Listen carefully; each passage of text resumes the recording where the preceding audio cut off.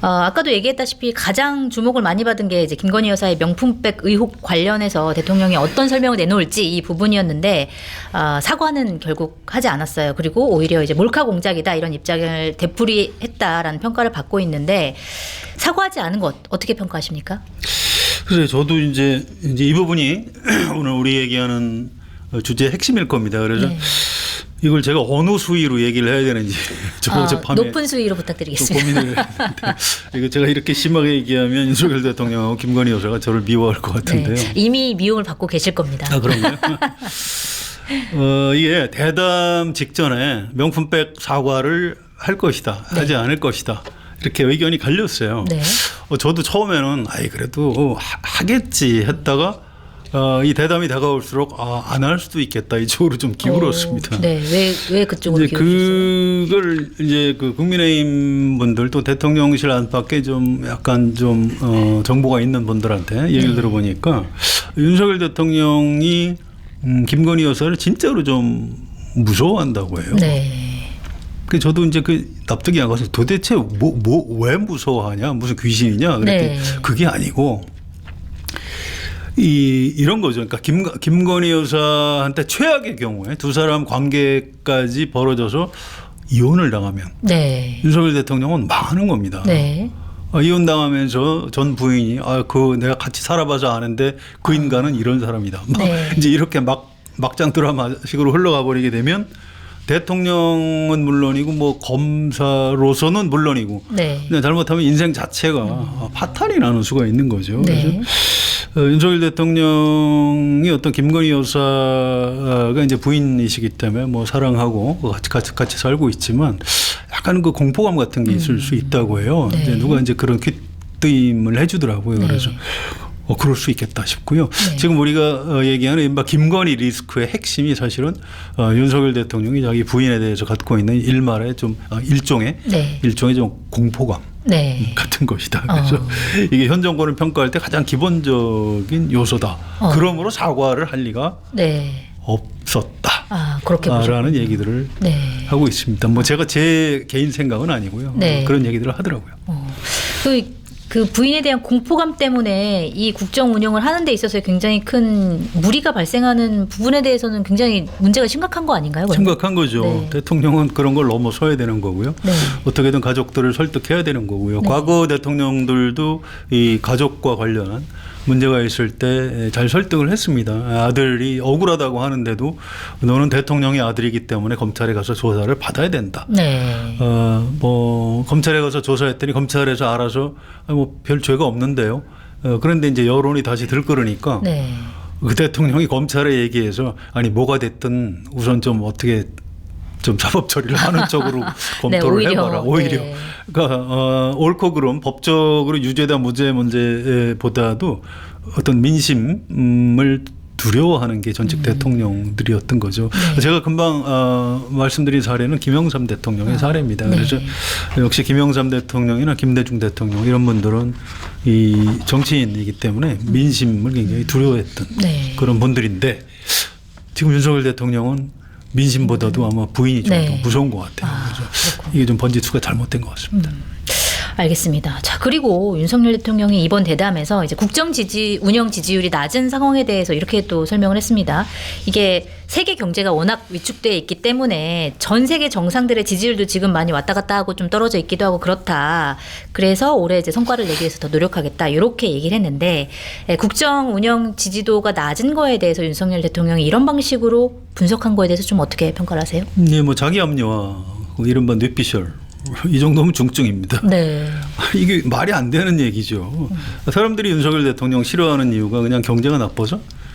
그게 아니죠. 네. 경제가 나빠도 정치 지도자가 좀 진정성을 갖고 국민들한테 잘 설득을 하고 우리 진짜 어렵습니다. 우리 허리띠를 졸라매야 됩니다. 이렇게 하면 국민이 다 용서를 해줘요. 그런데 지금 윤석열 대통령이 무슨 일을 열심히 합니까? 무슨 신뢰가 가게 말을 뭐 합니까? 기자회견도 안 하죠. 네. 그 부인이 명품백 받은 게 무슨 정치 공작이라고 빡빡 우기질 않나. 이렇게 국민 정서하고 떨어져 있는 말이나 하고 그러니까 지지도가 낮은 거죠. 이게 무슨 경제가 어려워서 지지도가 낮다? 그건 좀 전혀 말이 안 되는. 자기 합리화일 뿐이다. 그렇습니다. 네. 알겠습니다. 그리고 사실은 이번 대담에서 그 외에도 굉장히 많은 얘기를 했는데 성완용 선임 기자께서 보시기에는 어떤 얘기가 가장 이제 뭐 주목하셨어요? 어떤 얘기에 가장 주목하셨어요? 글쎄요, 저는 뭐 얘기를 길게 하진 않았는데요. 남북 관계에 대한 인식이 좀 절망적이었습니다. 네. 북한이 대한민국을 70년 이상 적화시키려고 한 것은 변함이 없다, 이런 얘기를 했고요. 남북 정상회담에 대해서 할 수는 있는데 보텀업 방식, 네. 그러니까 밑에 실무자들이 다 준비를 하고 나서 하는 정상회담. 그러니까 지금까지 역대 정상회담은 이제 톱다운 방식이죠. 네. 하고 반대로 해야 된다, 이런 얘기인데 전 그걸 보고 또 야, 이분이 이승만 박정희 때 남북 관계를 생각하나 이런 생각을 했어요. 이게 이런 겁니다. 전두환 대통령 때부터 이제 우리가 적극적으로 정상회담 제의를 하고 이렇게 된 이유가 전두환, 노태우, 김영삼, 김대중 다 했죠. 네. 우리가 북한보다 훨씬 더 잘 살게 됐기 때문입니다. 또 반대로 북한은 네. 이제 동유럽이 무너지고 소련이 망하는 걸 보고 이제 공포감을 가진 거예요. 전 세계 이념 전쟁에서 자본주의가 승리했지 않습니까? 그리고 사회주의는 망해버렸죠. 그래서 네. 우리가 적극적으로 남북 정상회담을 톱다운 방식으로 제안을 했던 역사가 있는 건데 그런 역사에 대해서는 뭐 전혀 생각을 안 낸 건지, 또 이 북한 체제의 특징은 수령, 제일 높은 지도자가 뭐 결정하지 않으면 아무것도 움직이지 않는 그렇죠. 사회예요. 네. 아주 경직된 체제입니다. 그래서 버텀업 방식이라는 게 불가능해요. 그래서 이 얘기를 전두환, 노태우, 김영삼 이분들 다 돌아가셨네요. 이분들이 들었으면 좀 아마 어이가 없다 생각했을 거고요. 네. 이런 사고방식을 가지고는 남북 정상회담을 앞으로 성사시키기가 좀 어려울 것 같다, 이런 걱정이 좀 많이 들었습니다. 그렇군요. 그 남북 문제에 대해서 굉장히 이제 주목을 해서 보셨고 우려를 좀 전달해 주셨습니다. 자, 그리고 이번 대담 같은 경우에는 내용도 많은 비판을 받았는데 특히 형식적인 부분에 있어서 진보 뭐 보수 언론 다 따지지 않고 많이 비판을 내놨습니다. 뭐 형식 자체가 이제 자유롭게 문답이 오가는 방식의 이제 기자회견이 아니었고 딱 짜여진 틀에 맞춰서 움직이는 KBS 대담 형식이었기 때문인데 이 형식에 가지는 의미는 뭐라고 보세요? 뭐 불편한 질문 안 받겠다는 거죠. 뭐 기자회견 했으면 어떤 질문이 나왔을까요? 김건희 여사 명품백 받았습니까? 안 받았습니까? 네. 그 명품백 지금 어디 있습니까? 네. 뭐 그런 거. 또 지난번에 한동훈 위원장 사퇴하라고 비서실장한테 시켜서 그렇게 전달하셨다는데 왜 사퇴시키려고 했습니까? 이런. 네. 당무 개입 아닙니까? 뭐 이런 질문. 뭐 그렇죠. 당무 개입 아닙니까? 뭐 이런 질문. 또 뭐 이태원 참사에 대해서 대통령은 어떻게 생각하십니까? 그 문제 아직도 유가족들이 저렇게 억울해하는데 네. 어떻게 하실 겁니까? 또 엑스포 실패하고 나서 곧장 사고하고 넘어갔는데 네. 뭐 그다음에 그 문제 또 후속 조처는 어떻게 할 겁니까? 이런 굉장히 중요한 질문들이 많이 있는데 다 맞습니다. 빠졌죠. 뭐. 네. 그래서 이 출근길 회견을 중단한 이유를 네. 윤석열 대통령이 설명을 이렇게 하더라고요. 아니, 아침에 대통령이 한마디 하니까 그게 하루 종일 뉴스를 뒤덮어서 장관들이 도대체 일을 할 수가 없다고 하더라. 네. 정책은 오히려 묻히고 뭐 약간 이런 그래서 얘기죠. 그만뒀다. 네. 아니 그럼 미국에서 대통령이 기자들하고 길거리에서 즉석 문답하면은 온통 나라가 미국이 그 때문에 뒤덮이고 미국 장관들은 다 일을 못 하나요? 지금 무슨 소리를 하는지 모르겠어요. 그냥 정직하게 네. 저 MBC 기자하고 이제 그런 사태가 있어서 내가 좀 뭐 싫어서 네. 좀 마음이 상했다거나. 마음이 상했다거나 아니면 뭐 봐서 내 뭐 언젠가 좀 재개할 생각이 있다거나 이렇게 얘기하는 게 맞는 거지. 네. 핑계를 대도 굉장히 좀 엉뚱하게 되더라고요. 네. 좀 굉장히 마음에 안 들었습니다. 알겠습니다. 자, 그리고 이번 대담을 진행한 KBS 박장범 앵커 이 질문 방식에 대한 비판도 쏟아졌는데 특히 디올백이라든지 명품백이라든지 이런 단어를 쓰는 대신에 뭐 이른바 파우치, 외국 회사의 그 조그만 백 뭐 이렇게 표현한 걸 두고 여러 가지 비판이 나왔고 그다음에 방금 말씀하신 대로 여러 가지 이제 날카로운 질문들이 있을 수 있는데 그런 것도 이제 전혀 나오지 않았다. 그래서 이거에 대한 비판이 많았는데 같은 언론인으로서 보시기에 이 박장범 앵커의 진행 어떻게 평가하세요? 제가 네. 좀 이 지식이 부족해가지고 전 파우치가 뭔지를 잘 몰랐어요. 많은 분들이 잘 모르시더라고요. 네, 그래서 네. 파우치 어쩌고 하길래 저게 무슨 소리지? 이제 이렇게 굉장히 당황을 했습니다. 네. 아니 내가 명재의 기자인데 내가 모르는 단어를 쓰네. 여성들만 알죠. 보통 그걸 많이 쓰니까 여성들이. 언론인 기본적으로 일반 국민이 쓰는 단어를 써야 되는 겁니다. 네. 그거를 모든 언론이 명품백이라고 하는데 왜 박장범의 거만 파우치라고 하죠? 저는 네. 도저히 이해할 수 없고요. 저도 이제 칼럼을 쓰는데 전문가들이 쓰는 단어를 옮기는 거를 절대로 금기시하고 있습니다. 그대로 옮기는 건. 네. 그건 안 되는 네. 겁니다. 일반 국민이 쓰는 평범한 말로 써줘야 일반 독자들이 보고 이해를 할 수 있는 겁니다. 그래서 네. 박장범 앵커가 또 나중에 변명을 뭐 이상하게 하더라고요. 이게 진짜 파우치가 맞다. 네, 해외 해외 언론에서 언론에서도 파우치라고 파우치로 쓴다. 아니 국내 언론은 명품백이라고 써요. 네. 지금 이분은 해외 언론 앵커예요. 도대체 뭐 알 수가 없고요. 네. 언론의 흑역사 페이지를 장식한 것 아닌가. 좀 굉장히 아쉬운 그런 장면이었습니다. 알겠습니다. 자, 그리고 윤석열 대통령이 이제 이번에 기자회견 안 한 것도 그렇고 2022년 취임 100일 기자회견 이후로 기자회견을 한 번도 안 했다.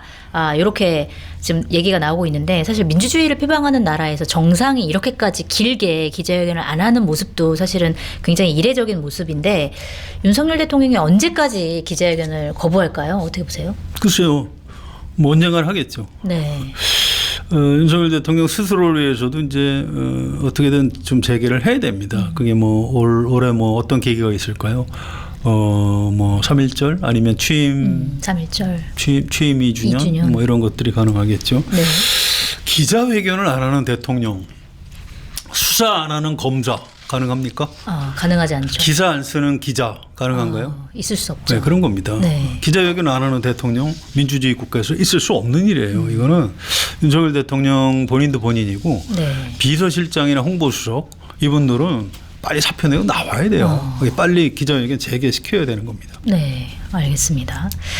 자, 그리고 앞에서도 이제 말씀을 해주셨는데 이번 대담이 과연 이제 설 민심을 공략할 수 있었겠느냐? 사실은 거의 그러지 못했을 것이다. 이런 얘기들을 나눴는데 이런 것 때문에 사실 총선 전에도 윤석열 대통령이 조기 레임덕에 시달릴 수 있다. 이런 분석들이 굉장히 많이 나오고 있는데 성완용 선임 기자께서 보시기에도 조기 레임덕 조짐이 좀 있어 보이십니까? 어떻게 보세요? 글쎄 뭐 이제 그럴 위험성은 있어요. 그런데 뭐 아직 뭐 총선까지 60일 남았고요. 윤석열 대통령이 지금부터 또 어떻게 하느냐에 따라 달린 문제입니다. 네. 그래서 이번 어쨌든 대담은 굉장히 실망스러웠어요. 목적 자체가 무슨 대국민 설득용은 아니었던 것 같고요. 네. 설득을 하려면 사과를 했어야죠. 또 설명을 제대로 했어야죠. 그래서 이게 왜 이럴까 생각을 해보니까 이게 그 민주당 때문이라고 생각을 할 수도 있을 것 같아요. 민주당 때문에 어떤 무슨 면에서 얘기냐면 네.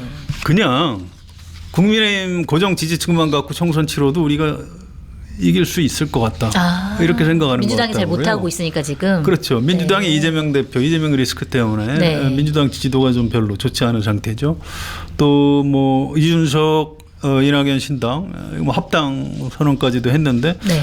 뭐 아직은 별로 탄력을 못 받고 있는 거. 그래서 그냥 이런 정도로 선거를 치러도 국민의힘이 이기는 것 아니냐. 네. 뭐 이렇게 생각하는 것 같아요. 그래서 뭐 공학적으로는 일리가 있는 분석일 수도 있어요. 네. 그런데 아니 정치를 야당만 보고 그렇게 손님 실수만 바라보고 해서야 되겠습니까? 네.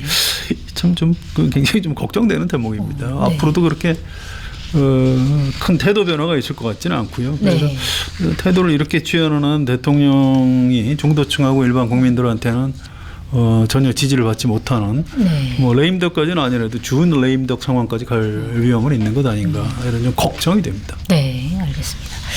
자, 그리고 사실은 대담은 좀 실망스럽긴 했는데 윤석열 대통령이 결국 민생을 통해서 좀 민심을 가져오려고 하는 거 아니냐라고 하는 생각이 들기도 하는데 최근에 뭐 의대 정원 늘리기로 승부를 거는 것처럼 보이기도 하고 여러 가지 민생 움직임을 보이고 있긴 합니다. 이런 움직임은 좀 어떻게 평가하세요? 민생 대통령이 국정을 통해서 민생 챙기는 건 잘하는 거죠. 뭐 네. 잘하는 겁니다. 그런데 이게 진정성이 잘 안 느껴져요. 지방 돌아다니면서 총선 선거운동만 하는 것 같고요. 네.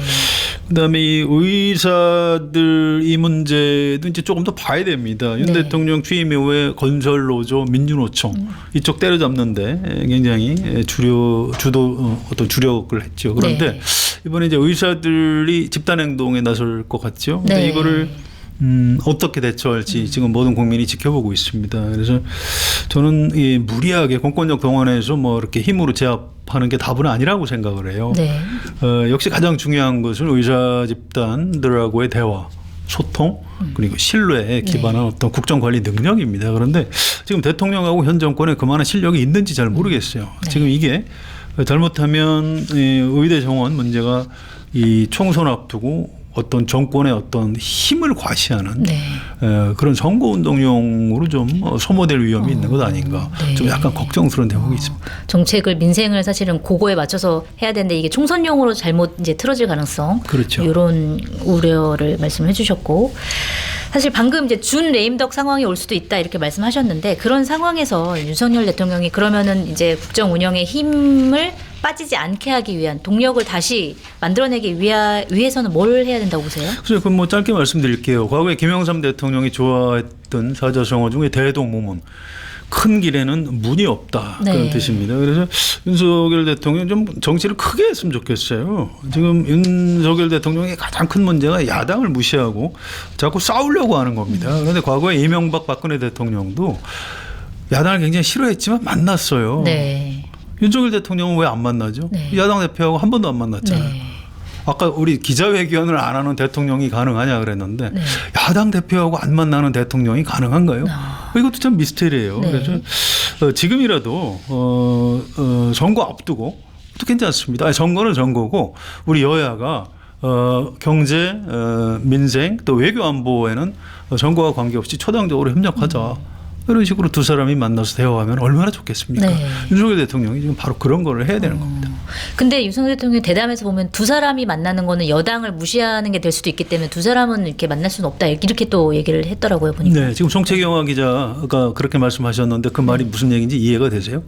저는 잘 모르겠어요. 저는 한국말인데 이게 어느 외계인 언어 같기도 하고요. 도대체 무슨 핑계가 된다고 생각하십니까 지금? 그러게요. 그건 전혀 그건 아주 그냥 이재명 대표가 싫다. 나는 그 영수회담 별로 범죄자하고 별로 만나고 싶지 않다. 이런 속내가 있는데 이제 그 얘기를 감추면서 얘기를 하려다 보니까 그런 좀 말도 이상한 안 되는 논리가 이상한 논리로 지금 얘기하고 있는 거군요. 거죠. 알겠습니다. 자, 그리고 이 얘기도 해봐야 될 것 같은데 설 연휴에 이제 또 다른 이슈가 있었습니다. 바로